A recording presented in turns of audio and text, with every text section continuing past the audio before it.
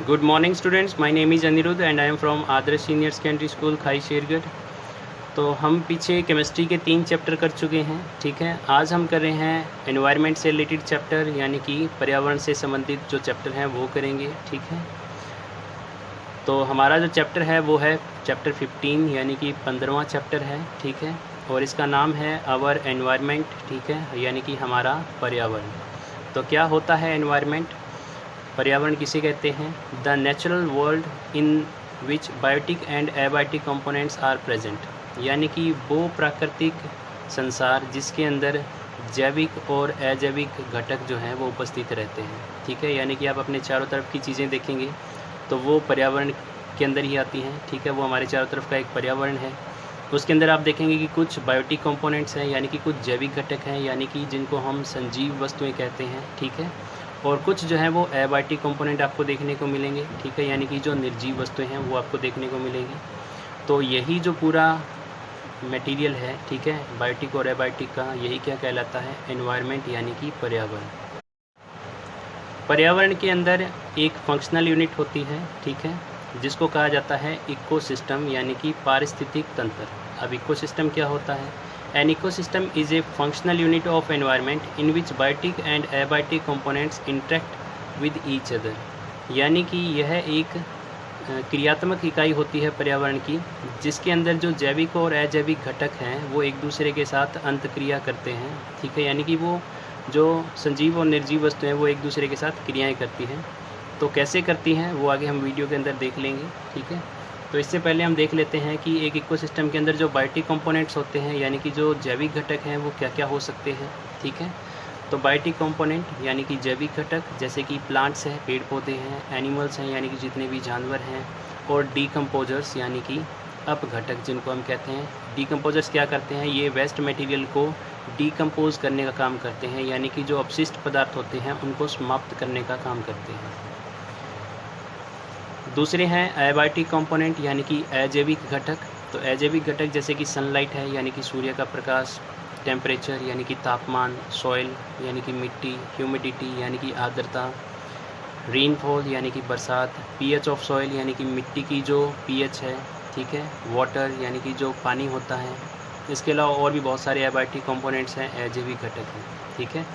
तो एक इकोसिस्टम के अंदर जो बायोटिक और एबायोटिक कंपोनेंट्स हैं उनके एग्जाम्पल मैंने आपको बता दिए हैं।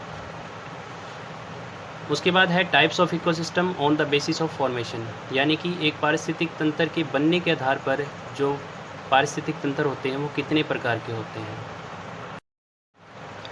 बनने के आधार पे जो पारिस्थितिक तंत्र है यानी कि इकोसिस्टम है वो 2 प्रकार के होते हैं। एक है नेचुरल इकोसिस्टम और दूसरे हैं आर्टिफिशियल इकोसिस्टम, ठीक है।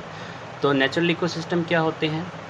Those ecosystem which are formed naturally in the environment, यानी कि वो पारिस्थितिक तंत्र जो प्रकृति में प्राकृतिक तौर से बने हुए हैं, ठीक है, यानी कि जिनको किसी इंसान ने नहीं बनाया है, वो प्रकृति में प्राकृतिक तौर से बने हैं।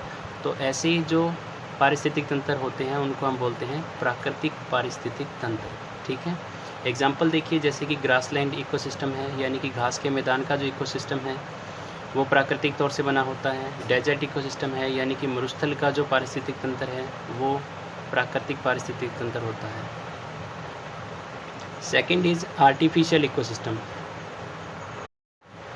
जिसको हिंदी में हम कृत्रिम पारिस्थितिक तंत्र कह सकते हैं। क्या होता है?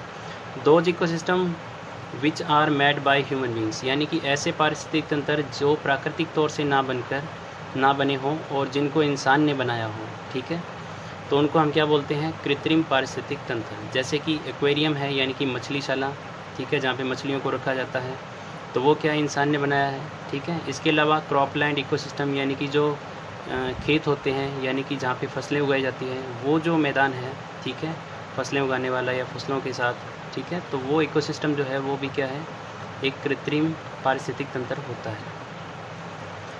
सेकेंड है types of ecosystem on the basis of presence, यानी कि कोई जो पारिस्थितिक तंत्र है वो कहाँ पर उपस्थित है, यानी कि स्थान के आधार पर या स्थिति के आधार पर हम कह सकते हैं कि पारिस्थितिक तंत्र जो है वो कितने प्रकार के होते हैं।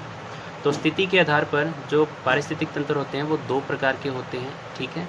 एक है टेरेस्ट्रियल इकोसिस्टम और दूसरे हैं aquatic ecosystem.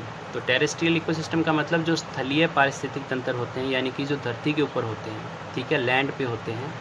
Which are present on land, यानी कि जो धरती के ऊपर हो, भूमि के ऊपर हो, ऐसे इकोसिस्टम को हम क्या बोलते हैं? टेरेस्ट्रियल इकोसिस्टम, ठीक है, यानी कि स्थलीय पारिस्थितिक तंत्र। जैसे कि एग्जाम्पल देखिए, ग्रास लैंड, डेजर्ट एट्सेट्रा, ठीक है, यानी कि जो घास का मैदान है, ठीक है, या मरुस्थल है, ये सब क्या है? टेरेस्ट्रियल इकोसिस्टम है। दूसरे हैं एक्वेटिक इकोसिस्टम, जिनको हम कहते हैं जलीय पारिस्थितिक तंत्र। क्या होते हैं? Which are present in water, यानी कि जो पानी के अंदर इकोसिस्टम होते हैं, पानी के अंदर जो पारिस्थितिक तंत्र होते हैं, वो क्या होते हैं?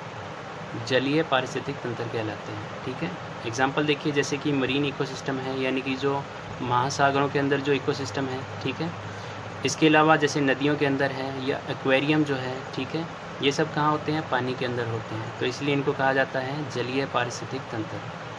तो कल हम करेंगे इकोसिस्टम का एक एग्जांपल, जिसमें आपको समझ में आ जाएगा कि इकोसिस्टम जो है वो कैसे वर्क करता है, और इसके जो बायोटिक और एबायोटिक कंपोनेंट्स हैं वो एक दूसरे के साथ कैसे इंटरेक्शन करते हैं, ठीक है। आज के लिए बस इतना ही। Thank you.